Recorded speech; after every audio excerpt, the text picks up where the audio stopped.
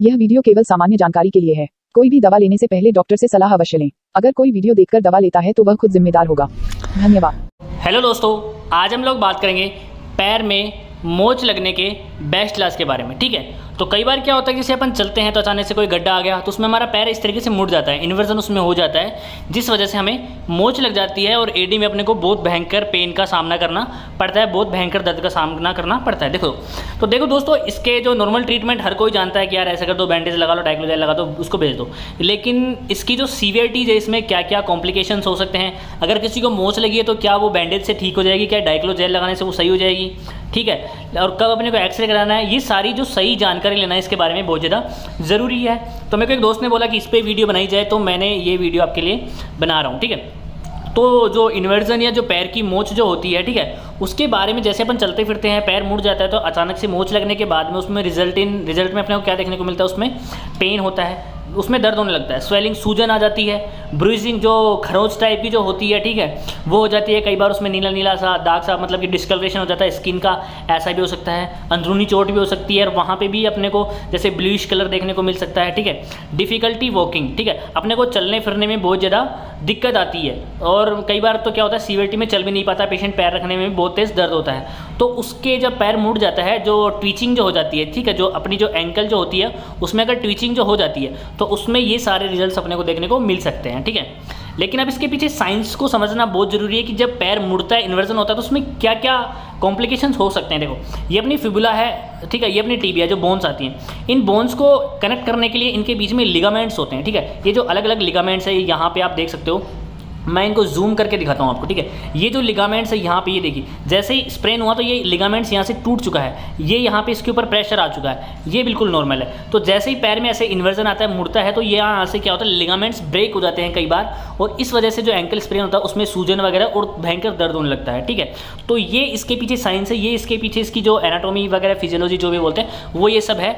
और इसमें जो ग्रेड होती है ये आप देख सकते हैं कि यहाँ पे ये फर्स्ट ग्रेड है, ठीक है, उसके बाद में सेकंड ग्रेड है, उसके बाद में फिर अपन देख सकते हैं कि ये थर्ड ग्रेड का जो है, ये इसमें क्या है, स्प्रेन है, जिसको अपन एंकल स्प्रेन बोलते हैं, पैर में मोच लगना बोलते हैं। तो यहाँ पे आप जो देख सकते हैं इसमें जो कट्स लगे हैं यहाँ पे कि लिगामेंट्स का टूटना, हल्का फ्रैक्चर हो सकता है।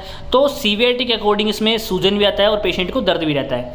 लेकिन अब जो बात आती है इलाज की, कि अगर पेशेंट अपने पास आ रहा है मोच का, तो अपने को पता नहीं है भाई अंदरूनी कैसी चोट है, उसको एक्सरे में पता लगता है। लेकिन फर्स्टली उसको ट्रीटमेंट अपने को क्या देना है, तो सबसे पहले आप उसको डाइक्लोजेल अप्लाई करेंगे ताकि उसको लोकली रिलीफ मिले, इंस्टेंट उसको रिलीफ मिले।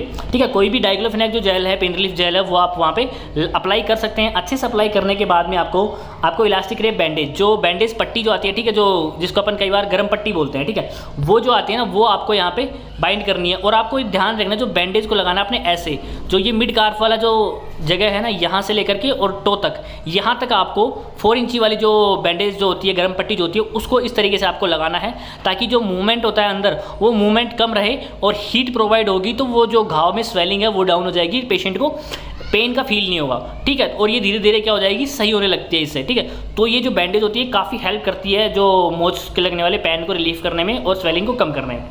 उसके बाद में आता है कि जो पेशेंट जो होता है उसको अपन तुरंत बेड पे लेटा देंगे, एलिवेटेड फुट, उसका फुट कैसे एलिवेट करके रखेंगे, उसके अपन नीचे अपन पिलो, तकिया वगैरह लगा सकते हैं। ठीक है, तो उसको एक फर्स्ट एड की तरह दिया जाता है। लेकिन अब उसको जो सीवियर पेन हो रहा है, ठीक है, तो बाकी उसको क्या ट्रीटमेंट देना है, तो सबसे पहले आप उसको जैसे सीवियर पेन हो, उसको पेन को खत्म करने के लिए आप उसको डाइक्लोटाल AQ का जो 1 ml का जो इंजेक्शन आता है, उसके अंदर आपको डेक्सोना मिक्स करना है। अब यहाँ पे डेक्सोना अपन 1 ml और 2 ml, जो स्वेलिंग की सीवियरिटी है उसके अकॉर्डिंग 1 ml 2 ml दोनों को मिक्स करके और IM रूट के थ्रू अपन लगा सकते हैं, ताकि उसकी जो पेन हो रहा है उसको, डेक्सोना स्टेरॉइड आपको पता है जो प्रोस्टाग्लैंडिन सिंथेसिस जो होता है उसको ब्लॉक कर देता है, जिससे अपने को दर्द महसूस नहीं होता, और डाइक्लोफेनेक भी पेन किलर है। तो ये दोनों अगर एक साथ लगाए जाएँ तो दर्द बहुत ही जल्दी और बिल्कुल काफ़ी हद तक इसमें आराम मिलता है। पेशेंट आसानी से, मतलब कि अनकंफर्टेबल जो उसको फील हो रहा था वो आसानी से कंफर्टेबल फील करता है। तो ये अपन उसको फर्स्टली ट्रीटमेंट देंगे, इंस्टेंटली उसको टेम्परेरी इलाज, उसको दर्द को खत्म करने के लिए।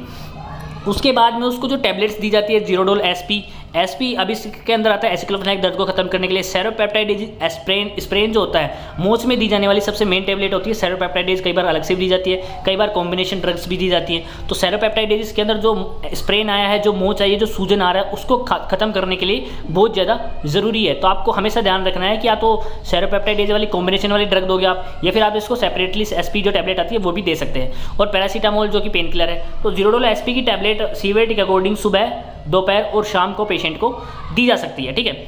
उसके बाद में 4th नंबर पे जो टैबलेट आती है वो है वाइसोलोन 5 mg। वाइसोलोन 5 mg जिसके अंदर प्रेडनिसोलोन आता है, ये स्टेरॉइड का भी मैंने बताया क्या काम करता है। डेक्सोना जो काम करता है प्रोस्टाग्लैंडिन सिंथेसिस, वो ये काम करता है। लेकिन डेक्सोना इंजेक्शन है वो एक टेम्पररी ट्रीटमेंट है। कंटिन्यूसली उसके दर्द को 2-3 दिन तक बंद रखने के लिए वाइसोलोन टैबलेट अपने को देना होता है। वो जीरोडोल एसपी के साथ में ही आपको दे सकते हैं, जिसमें अपन दिन में 3 बार ये जो 5 mg की वाइसोलोन टैबलेट है वो एक एडल्ट पेशेंट को एसपी के साथ में दे सकते हैं, ताकि स्वेलिंग भी खत्म हो जाए और पेशेंट को दर्द का महसूस भी ना हो। तो प्रेडनिसोलोन 5 mg टैबलेट जो होती है स्वेलिंग को खत्म करने में एंकल स्प्रेन में बहुत ज़्यादा यूज़ की जाती है। इसका बहुत ही ज़्यादा इफेक्ट देखने को मिलता है, ठीक है। उसके बाद में अगर सीवियर पेन है, इफ़ पेन इज सीवियर, ठीक है, यहाँ पे लिखा हो इफ़ पेन इज सीवियर। अगर सीवियर पेन है तो आपको एसपी की बजाय, आपको जीरोडोल एसपी की बजाय आपको सेरोपेप्टाइडेज की सेपरेट टैबलेट देनी है, ठीक है। उसके साथ में आपको ट्रामाडोल 50 mg की जो कैप्सूल जो आती है, टैबलेट्स या कैप्सूल जो भी आती है, वो आप उसको दोगे, ठीक है। जो ट्रामाडोल क्या होता है कि काफ़ी सीवियर पेन में काम आता है, जो कि पेशेंट को लगभग मतलब उसको हो सकता है थोड़ी बहुत नींद आ सकती है, लेकिन उसके जो दर्द को है ना बिल्कुल खत्म कर देता है। आप सबको तो आया ट्रामाडोल कब काम आता है, सीवियर पेन में इसको यूज़ किया जाता है। नॉर्मल पेन में आप जीरोडोल एसपी दे सकते हैं। अगर सीवियर पेन है, सीवियर सूजन है, पेशेंट को दर्द मिट नहीं रहा इससे, तो सेरोपेप्टाइडेज की टैबलेट अलग से साथ में ट्रामाडोल आप उसको दे सकते हैं। बाकी जो ट्रीटमेंट है वो एज इट इज़ आप दे सकते हैं, ठीक है। इतना ट्रीटमेंट आपको उसको देना है ताकि पेशेंट को जो दर्द हो रहा है उससे रिलीफ मिले। उसके बाद में आपको पेशेंट को क्या करवाना है कि जो हॉट वाटर होता है उसमें कई बार फिटकरी भी डालते हैं, और अदरवाइज हॉट वाटर जो होता है ना उसके अंदर आप उसको पैर को रखवाएं 10-15-20 मिनट तक, ताकि जो पेशेंट को जो हीट प्रोवाइड होती है ना उससे क्या होता है वो टिश्यूज़ खुल जाते हैं एक तरीके से, और वो जो स्वेलिंग है वो कम होती है। पेशेंट को दर्द का महसूस बहुत कम होता है। वहाँ पे जो ब्लड का जो सर्कुलेशन है वो काफ़ी अच्छा हो जाता है, और वहाँ पे जो दर्द हो रहा है वो महसूस बहुत कम होता है। तो काफ़ी स्वेलिंग में बहुत आराम मिलता है हॉट वाटर फॉर्मेट करने में, ठीक है। तो ऐसा पेशेंट को करने के लिए बोल सकते हैं।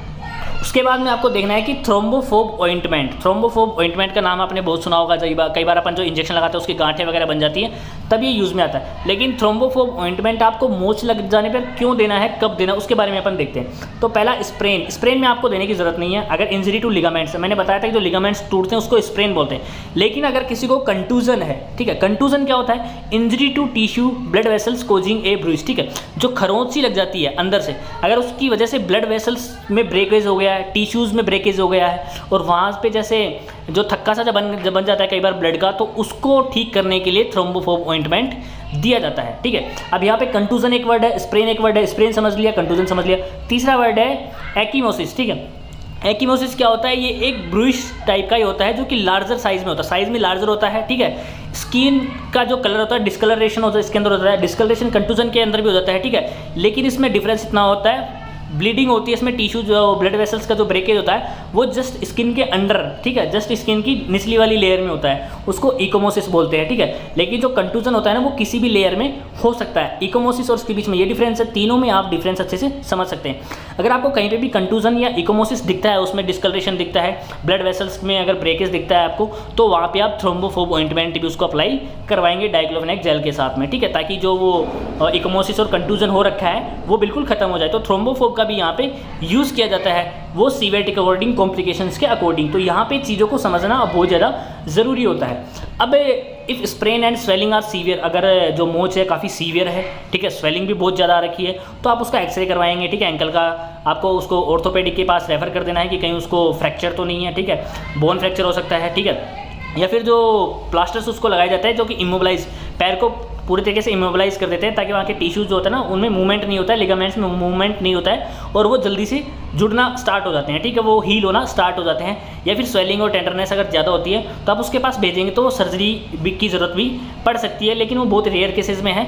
लेकिन जो नॉर्मली जो अपन ट्रीटमेंट देते हैं वो आप अपने क्लिनिक पे इस तरीके से ट्रीटमेंट करेंगे तो पेशेंट्स को काफ़ी अच्छा रिलीफ देखने को मिलता है। और बहुत ही कम पेशेंट्स होते हैं जिनको एक्सरे वगैरह की ज़रूरत पड़ती है। 99% केसेस में आप इतना ट्रीटमेंट अगर किसी पेशेंट को देते हो, ठीक है, सीवियरिटी के अकॉर्डिंग और कॉम्प्लिकेशंस के अकॉर्डिंग, तो पेशेंट को काफ़ी हद तक रिलीफ मिलता है। 100% पेशेंट इससे ठीक होते हैं। तो पैर में मोच लगना एक छोटा सा बात आपके लिए हो सकती है, लेकिन ये काफ़ी माइल्ड से लेकर के और सीवियर तक भी हो सकती है। तो चीज़ों को कॉम्प्लिकेशन और सीवियरिटी के अकॉर्डिंग अपने को ट्रीटमेंट पता होना चाहिए। तो आशा करता हूँ कि जो पैर में जो एंकल स्प्रेन जिसको बोलते हैं, पैर में जो मोच लग जाती है, उसको आप अच्छे से समझे होंगे। देखो आसपास में जो मोच ठीक करने वाले होते हैं, कई बार कोई टीचर्स पीटीआई वगैरह, तो उनके पास आप ना जाएं, कहीं आपको वो सीवियरिटी और भी ज़्यादा आपकी बढ़ सकती है। आप किसी आसपास में ऐसे कोई जो होते हैं ना अपने पास में कि वो ठीक कर देंगे, ठीक कर दे, नहीं, प्रॉपर डॉक्टर को दिखाएं, आप प्रॉपर किसी क्लिनिक से ट्रीटमेंट लें। किसी भी आसपास में किसी को तोड़ने मरोड़ने वाले के पास ना जाएं, आपको सीवियरिटी ज़्यादा हो सकती है। ज़्यादा कंटूजन इकोमोसिस है तो वो और भी फैल सकता है, ब्लड वेसल्स में और ज़्यादा ब्रेकिंग हो सकती है, ठीक है। तो आपको ये चीज़ें ध्यान रखनी है। आशा करता हूँ आपको अच्छे से समझ में आया होगा। एक चीज़ जो मैं आपको अच्छे से समझा देता हूँ कि इसके अंदर जो ये होता है ना, ये तीनों चीज़ों के अंदर जो स्किन जो होती है, स्किन के अंदर ब्रेकिंग कभी नहीं होती। ये इंटरनली जो होता है ना, इंटरनल घाव होता है, जो अंदर की चोट होती है ना, वो होती है। स्किन के अंदर ब्रेक कभी भी नहीं होता है तीनों के अंदर, ठीक है। उसी को कंटूजन स्प्रेन और इकोमोसिस बोलते हैं, ठीक है। तो आशा करता हूँ आपको अच्छे से समझ में आया होगा। अगर आपको कोई इशू है तो आप हमें कमेंट में लिख सकते हैं, अदरवाइज मैं आपको लिंक दे दूँगा, डिस्क्रिप्शन में दे दूँगा, या फिर टेलीग्राम की, या फिर मैं कमेंट में पिन कर दूँगा। वहाँ पे आप मेरे ग्रुप को ज्वाइन कीजिए, वहाँ पे कोई भी क्वेश्चन आप डालिए, आपको हैंड टू हैंड जवाब देखने को मिलता है। तो अगर वीडियो अच्छी लगी हो तो कृपया लाइक करें। थैंक यू, धन्यवाद, जय हिंद, जय भारत।